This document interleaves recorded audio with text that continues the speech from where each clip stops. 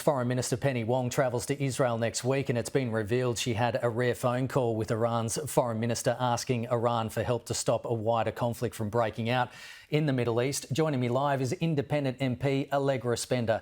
Allegra, thanks so much for your time. What's your thoughts on this correspondence between Iran and Australia, and how important is this trip to Israel?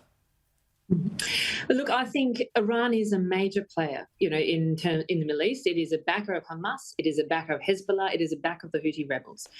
So it is appropriate, I think, that Australia engages with Iran and says very clearly, we do not back these rebel and terrorist groups.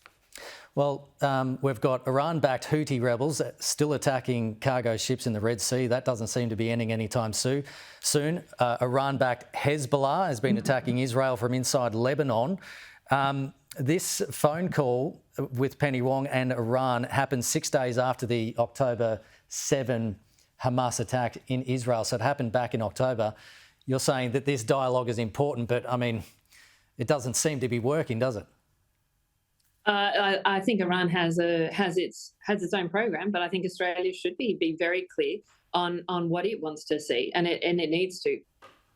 According to the Financial Review, federal Teal MPs are backing Environment Minister Tanya Plibersek's veto of the Melbourne Port of Hastings wind farm terminal due to environmental concerns to a local in internationally recognised wetland, even though it might affect Victoria and Australia's transition to renewable energy.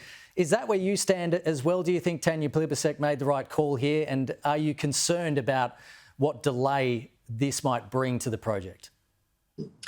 Look, I think that every single project, whether it's a renewable energy project or another mining project, needs to look at its environmental impact as well as the broader impact on the economy and climate. And so, in this case, I'm not in the detail looking at all the detail, but I think it's acceptable that if there's wetlands and it was going to provide an unacceptable impact on the wetlands, then it is appropriate that the environmental minister makes that decision. But what I want to see out of the environmental laws at the same time is to make sure that we're not, looking at those same environmental laws and saying, keep on approving coal mines, keep on approving gas mines, but still saying that's okay from an environmental point of view, because we know that climate change is a huge impact on the environment. The Liberals lost 6 blue ribbon seats to Teal independents who campaigned on strong action and to climate change, like yourself, in the last election. How did you respond to the news that there are Liberals behind closed doors, according to The Australian, warning Peter Dutton not to take a 2035 emissions reduction target to the Australian people ahead of the next election? Well, I can't say I'm surprised. Because I think what you see, why I think was successful in Wentworth is because the people looked at the coalition's record on climate and say, you do not take this seriously. We know that if we're going to keep warming to, ideally 1.5 degrees, then we absolutely need to take urgent action on climate change. And frankly, just a couple of days ago, we found out that 2023 was the hottest year on record, with almost 1.5 degrees increase in temperature from pre-industrial levels. So we know this is urgent.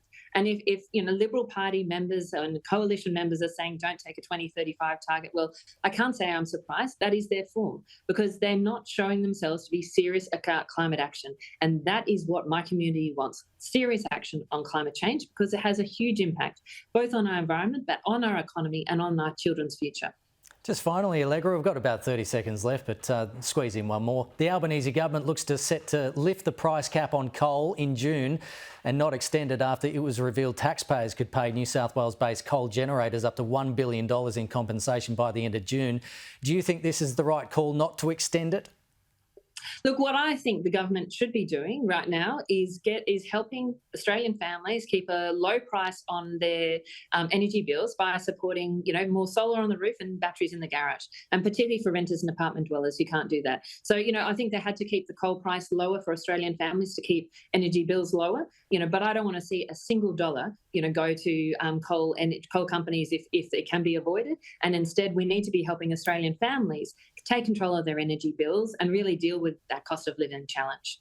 Allegra Spender, thanks for your time this morning. Thank you.